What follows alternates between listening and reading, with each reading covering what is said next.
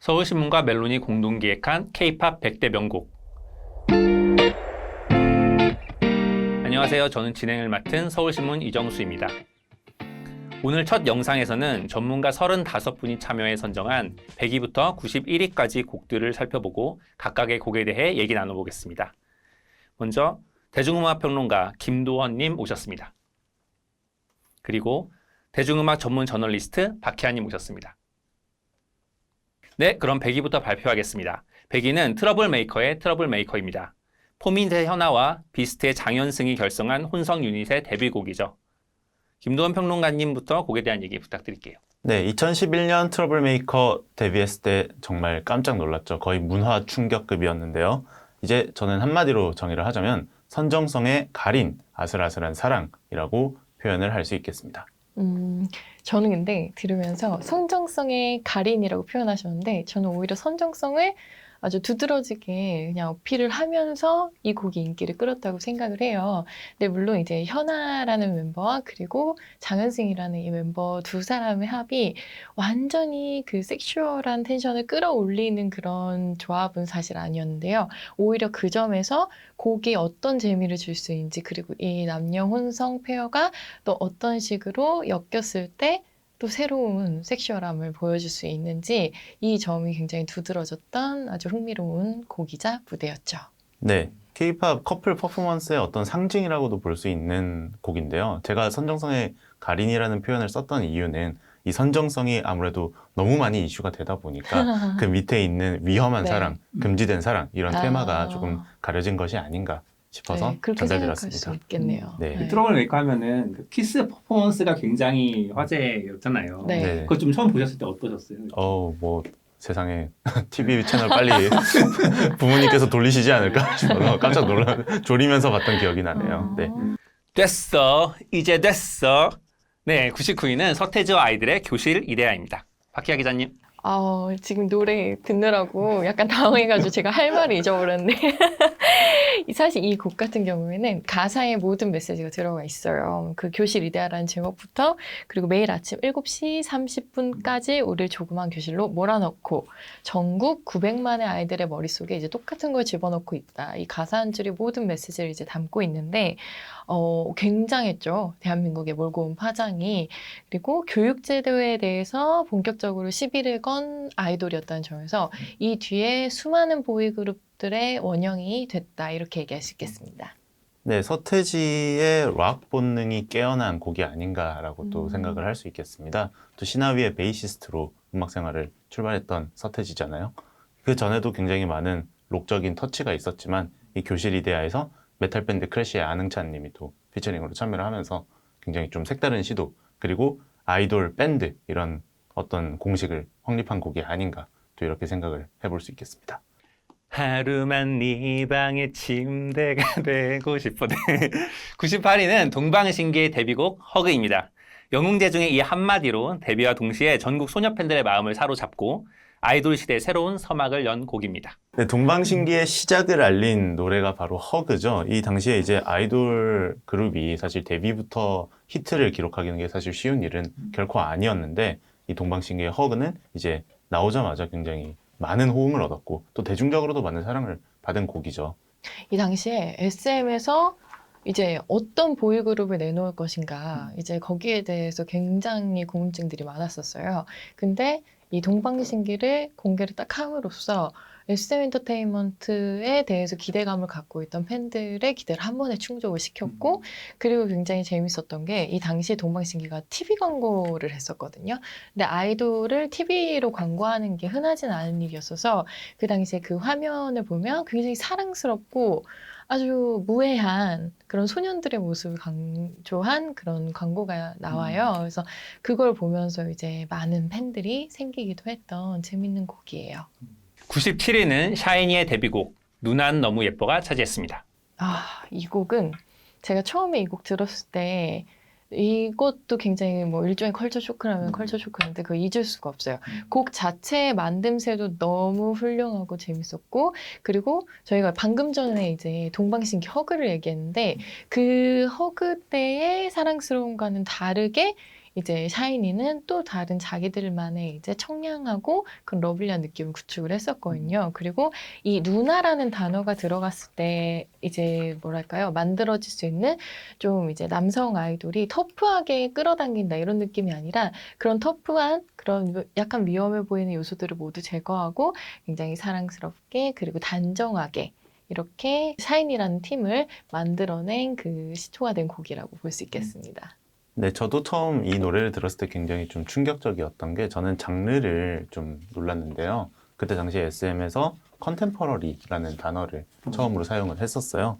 이 컨템퍼러리가 뭐 직역하자면 약간 동시대성 이런 식으로 할 수 있을 것 같은데 뭐 뉴잭 스윙, 펑크, 디스코, 일렉트로닉 이런 다양한 장르들을 혼합해서 SM 2세대 이제 다음 세대 그룹들이 어떤 식으로 나아가야 되는지 그런 방향을 좀 정립한 곡이 아닌가 또 이렇게도 볼 수 있을 것 같습니다.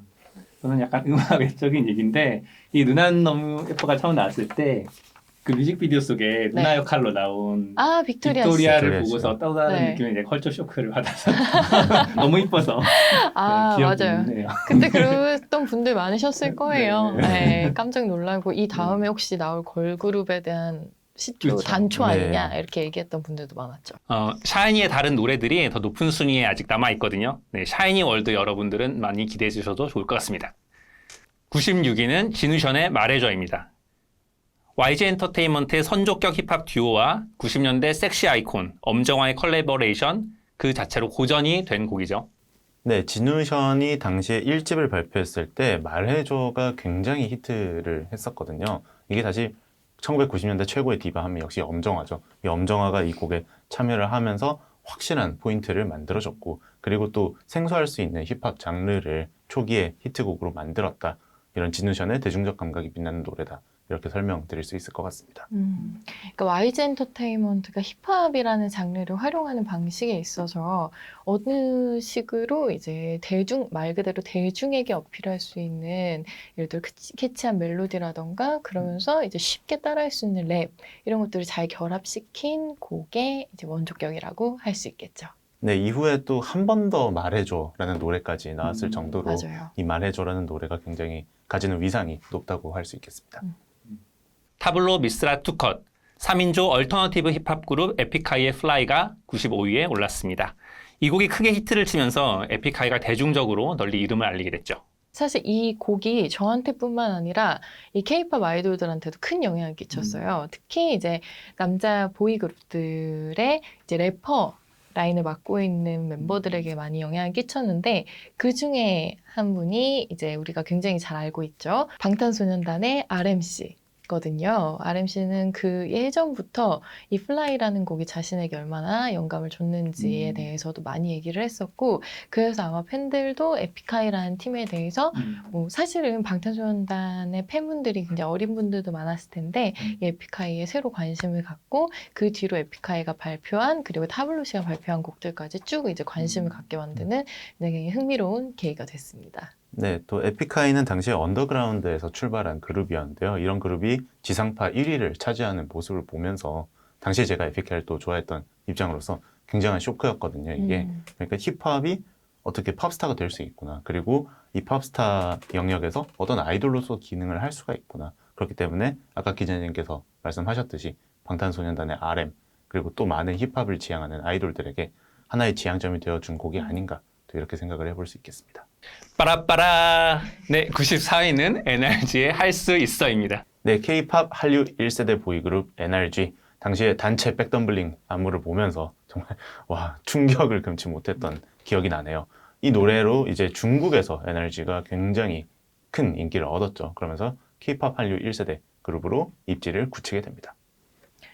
지금 따라하신 부분이 네. 그때 굉장히 많은 분들이 사실 따라하셨었잖아요. 네, 아마 그 기억을 바탕으로 이제 끄집어내신 것 같은데 이 곡 같은 경우에는 그 정말 말씀하신 것처럼 중국에서 한류라는 것을 처음 알린 이제 이 NRG라는 그룹의 곡으로 알려져 있는데 이 NRG가 당시에 보여줬던 그 에너제틱함이 사실 지금 보이 그룹들 중에서도 많은 부분을 이제 따라하고 있다고 볼 수 있을 정도로 사실 의도한 건 아니지만 그 에너지를 AI를 보고 배운 것이라고 할 수 있을 정도로 많은 후배 그룹들에게 또 영향을 끼쳤었죠. 네, 소방차의 계보를 NRG가 또 이었다라고도 할 수 있겠죠. 이런 퍼포먼스와 강력한 어떤 군무 그리고 충격적인 아크로바틱 이것이 또 나중에 2PM으로도 또 이어지지 않나 이런 식으로 또 계보를 한번 짜볼 수 있을 것 같습니다.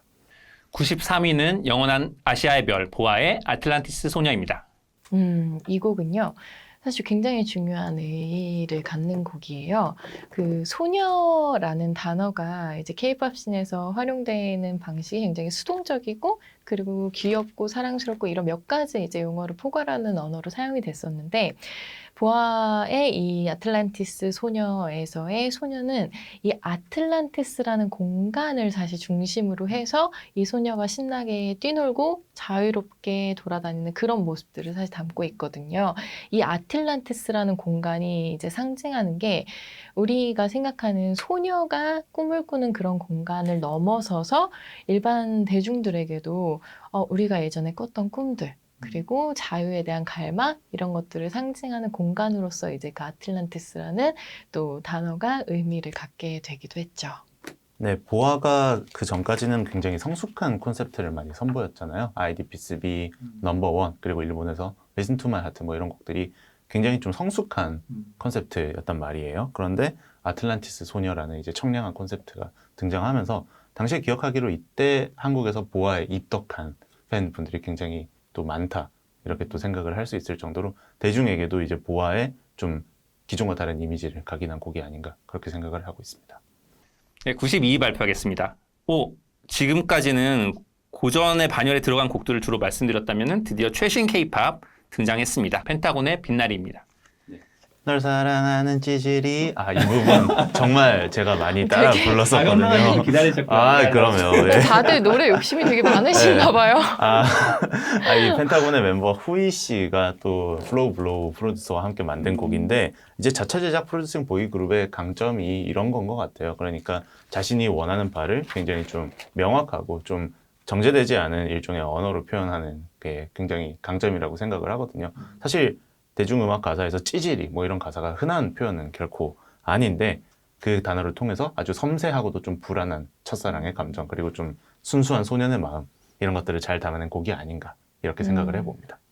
그 당시에 이제 그 라인 맞추면서 찌질이, 머저리, 겉절이 그렇죠. 이런 식으로 이제 나왔었잖아요. 근데 이게 정말로 굉장히 특별한 입지를 이제 펜타곤에게 만들어준 거는 맞아요. 근데 이제 이 곡 같은 경우에는 이제 이던 씨의 역할이 굉장히 퍼포먼스적으로 중요하긴 했었는데, 이던 씨가 이제 그룹을 나가게 되면서 이제 펜타곤에게 있었던 이런 재치 있고 유머러스한 감각이 조금은 다른 식으로 변화하기도 했거든요. 그래서 이때 전후로 해서 팬들에게나 이제 대중에게나 펜타곤을 어떤 이미지로 이제 각인시킬 수 있을지 아마 그룹 차원에서도 그 당시에 굉장히 고민이 많았을 거라는 생각이 들죠.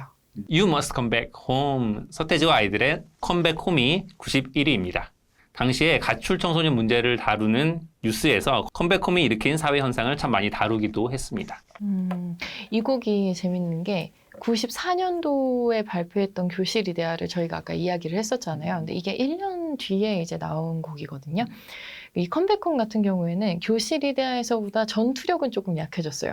네, 그 사회에 던지는 전투력은 좀 약해졌는데 대신에 자기의 심연으로 이제 좀 더 들어가서 컴백홈이라는 이제 제목에서 파생된 이야기들을 이제 하고 있는데 저는 굉장히 인상 깊었던 부분이 이제 그 탓하던 분노 같은 감정들이 이제 주류를 이루고 있었잖아요, 이 곡에. 근데 여기에 떠나간 마음보다 따뜻한이라는 또 가사 공존을 하고 있었어요. 그래서 저는 사회와의 화해를 어느 정도 시도하고 싶었던 소년의 이야기를 담고 있었다라는 그런 생각이 듭니다. 네, 당시에 이제 서태지가 록에서 또 다시 웨스트 코스트 힙합 쪽으로 돌아서면서 굉장히 또 신선한 충격을 안겼었는데 이게 또 어떻게 이어지냐면 H.O.T의 전사의 후예로도 이어지면서 많은 아이돌 그룹들이 사회 비판적인 그러면서도 따뜻한 메시지를 담은 힙합 노래들로 굉장히 활동을 많이 했었거든요. 또 최근에 CM송으로도 쓰이면서 여전히 그때 당대에 보여줬던 퍼포먼스와 임팩트가 대단했다. 지금까지도 많이 회자가 되고 있다. 이렇게 볼 수 있을 것 같습니다. 네, 지금까지 서울신문 멜론 공동기획 K-팝 100대 명곡 100위부터 91위까지를 소개해드렸습니다. 90위부터 81위까지 발표할 다음 영상도 꼭 시청해주세요. 감사합니다.